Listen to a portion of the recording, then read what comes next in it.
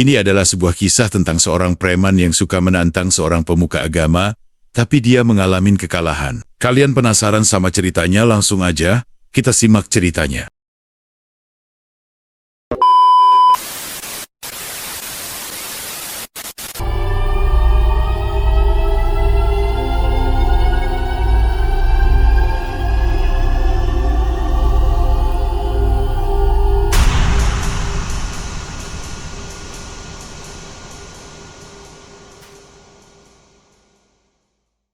Aku adalah Darmadi, seorang dukun yang ditakuti sekaligus dihormati di pelosok, Jawa Timur. Namaku selalu berbisik di antara suara angin malam dan daun-daun kelapa yang bergesekan. Aku bukan dukun sembarangan. Aku adalah penjaga ilmu kuno yang diwariskan dari nenek moyangku, penguasa mantra, dan penakluk gaib. Tapi lebih dari itu, aku adalah seorang pemburu. Bukan pemburu harta atau kuasa, melainkan pemburu kebanggaan. Sudah bertahun-tahun aku menantang para pemuka agama. Mereka yang mengaku memiliki kekuatan dari Tuhan. Aku ingin membuktikan bahwa ilmu batin dan warisan leluhur lebih perkasa dari doa-doa mereka. Di setiap pertarungan, aku menang. Namun, kemenangan itu tak pernah tanpa dampak. Kemenangan yang memecah iman. Setiap kali aku menang, para pemuka agama itu terpukul. Mereka yang sebelumnya dihormati sebagai pemandu masyarakat, tiba-tiba menjadi sosok yang dipertanyakan. Orang-orang mulai ragu pada kekuatan doa mereka. Bahkan, beberapa pengikut setia mereka perlahan beralih memohon bantuan kepadaku. Satu kejadian yang paling membekas dalam ingatanku adalah ketika aku mengalahkan seorang kiai sepuh bernama Abdul Rauf, seorang pemuka agama yang sangat dihormati di desa tetangga. Pertarungan itu berlangsung hingga dini hari. Aku berhasil melumpuhkan mantra pelindungnya dengan serangan gaib yang kupelajari dari guruku.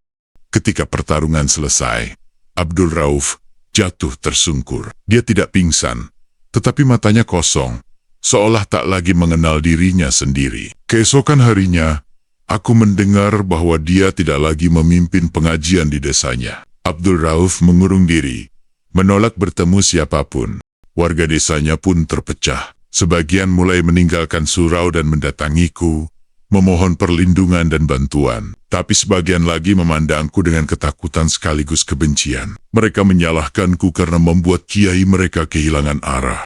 Namun, bagi diriku sendiri, itu adalah kemenangan. Kemenangan yang terasa manis di awal, tetapi perlahan berubah menjadi pahit ketika aku melihat apa yang kutinggalkan. Sebuah kehancuran yang tak kasat mata. Awal tantangan baru. Suatu malam, di tengah ritual persembahan di hutan kecil dekat desa, aku mendengar kabar tentang seorang ustaz muda bernama Syakir. Katanya, dia sering membebaskan orang dari gangguan makhluk halus tanpa meminta bayaran sepeser pun. Nama itu segera menarik perhatianku. Aku ingin tahu apakah Syakir bisa menandingi ilmuku. Apa yang kau cari, Darmadi? Bukankah kemenanganmu selama ini cukup? Tanya Mbah Woro, wanita tua yang membantuku dalam ritual. Aku hanya tersenyum tipis. Kemenangan tak pernah cukup, Mbah. Dunia ini penuh dengan tantangan baru. Lagi pula, Syakir terlalu banyak bicara soal Tuhan. Saatnya dia tahu siapa yang sebenarnya berkuasa. Pertemuan di Surau Tua. Malam Jumat, aku mendatangi Surau Tua di pinggir desa. Di sana, Syakir sedang memimpin pengajian kecil bersama penduduk desa. Saat aku melangkah masuk, semua mata tertuju padaku. Syakir, panggilku. Suaraku tegas, membuat suasana hening. Aku Darmadi. Aku dengar kau suka bermain dengan jin dan doa. Aku menantangmu bertarung ilmu. Syakir menatapku dengan tenang. Matanya jernih, seperti menembus batinku. Ilmu bukan untuk dipertarungkan, Darmadi. Jika kau ingin membuktikan kekuatan, buktikan kepada dirimu sendiri, bukan kepada orang lain. Aku tertawa kecil.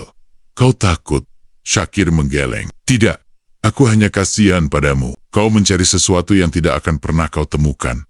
Tantangan itu diterima. Kami sepakat bertemu di malam yang sama, di tengah hutan bambu yang dipercaya angker oleh warga. Pertarungan di tengah gelap. Langit malam itu pekat tanpa bulan. Angin dingin membawa bisikan gaib dari segala penjuru. Aku berdiri di tengah lingkaran yang kugambar dengan kapur merah. Di depanku, Syakir duduk bersila dengan mata terpejam, membaca doa yang entah dari kitab mana. Aku mulai mengucapkan mantra. Angin yang tadinya lembut berubah menjadi kencang, membawa suara-suara aneh. Bayangan hitam mulai muncul di sekelilingku. Makhluk-makhluk yang setia pada perintahku. Syakir hanya diam. Kemudian, dia mengangkat tangannya dan mengucapkan satu ayat pendek. Cahaya kecil muncul di sekeliling tubuhnya, seperti pelita yang tak padam meski ditiup angin. Aku menyerang, memerintahkan makhluk-makhlukku untuk menghancurkannya. Tapi yang terjadi sungguh di luar dugaanku. Setiap makhluk yang mendekat langsung lenyap begitu bersentuhan dengan cahaya itu. Aku tidak menyerah. Kukerahkan semua ilmuku.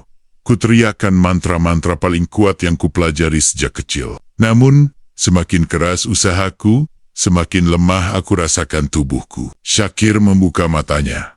Darmadi, berhenti. Apa yang kau lawan bukan aku, tapi dirimu sendiri. Kau membangun kekuatan di atas rasa takut dan kebencian. Itu tidak akan pernah abadi. Akhirnya membuka mata. Aku tersungkur. Nafasku berat, tubuhku dingin. Syakir mendekat dan menaruh tangannya di pundakku. Kembali, Darmadi, ilmumu besar, tapi jalanmu salah. Dunia ini bukan tentang siapa yang menang atau kalah.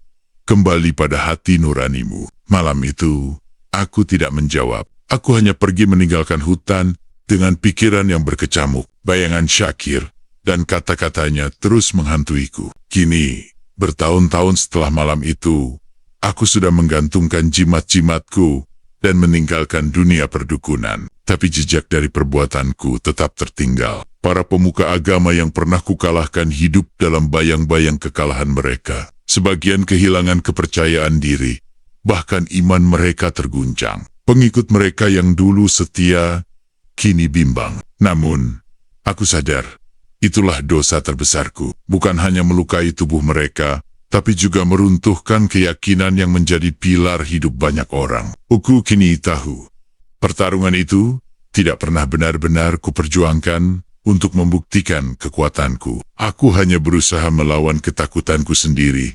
Ketakutan bahwa tanpa kekuatan ini, aku bukan siapa-siapa. Kehidupan baru di bawah bimbingan Syakir.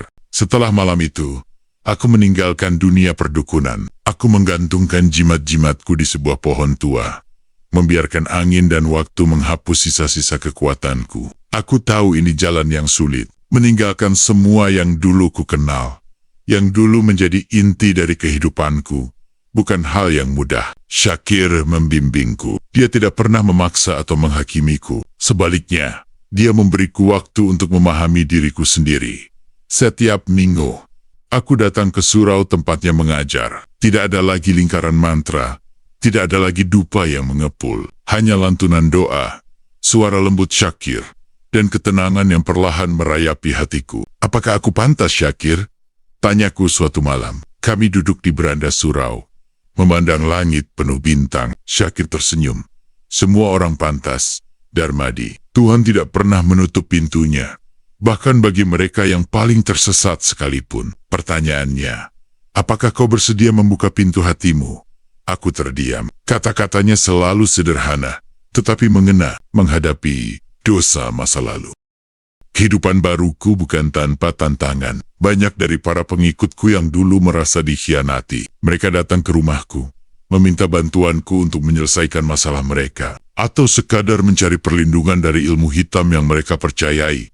Masih mengintai. Aku bukan dukun lagi, jawabku setiap kali mereka datang. Beberapa marah, menyebutku pengecut, bahkan ada yang mengancamku. Namun, yang paling sulit adalah menghadapi orang-orang yang dulu pernah kupatahkan imannya. Suatu hari seorang lelaki tua datang ke rumahku. Aku mengenalnya sebagai salah satu pengikut Kiai Abdul Rauf, pemuka agama yang pernah kukalahkan. Wajahnya penuh kebencian. Kau ingat apa yang kau lakukan pada kami? Kiai kami meninggal dengan hati yang penuh keraguan karena kekalahanmu. Kau menghancurkan hidup kami.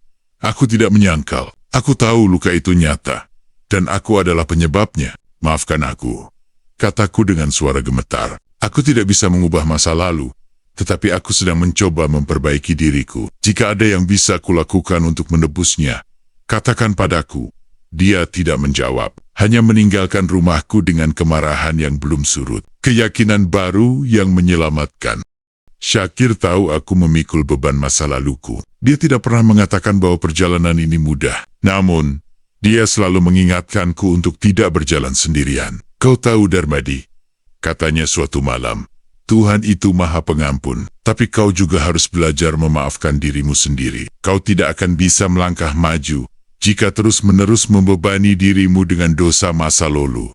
Biarkan Tuhan yang menilai. Malam itu, aku berdoa untuk pertama kalinya, bukan kepada leluhurku, bukan kepada makhluk gaib, tetapi kepada Tuhan yang telah ditunjukkan oleh Syakir. Aku menangis. Rasanya seperti bertahun-tahun beban berat terlepas dari pundakku. Perlahan, hidupku berubah. Aku mulai membantu Syakir di Surab, bukan sebagai ustadz. Tentu saja aku tahu diriku belum pantas untuk itu. Tapi aku membantu dengan cara sederhana. Membersihkan surau, menyiapkan karpet untuk jemaah, bahkan mengantarkan makanan kepada orang-orang yang membutuhkan. Setiap tindakan kecil itu menjadi bagian dari proses penyembuhanku. Aku belajar untuk melayani, bukan lagi untuk ditakuti. Masa depan yang berbeda.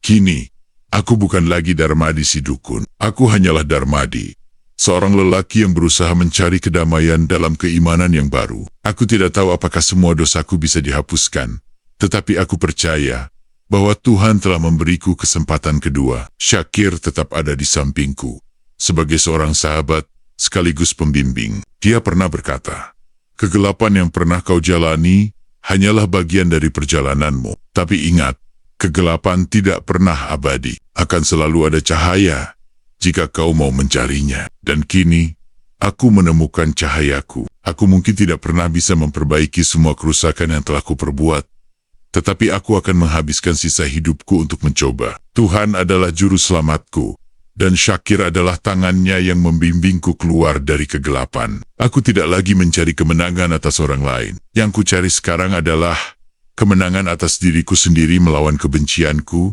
kesombonganku, dan rasa bersalahku. Dan untuk pertama kalinya, aku merasa damai.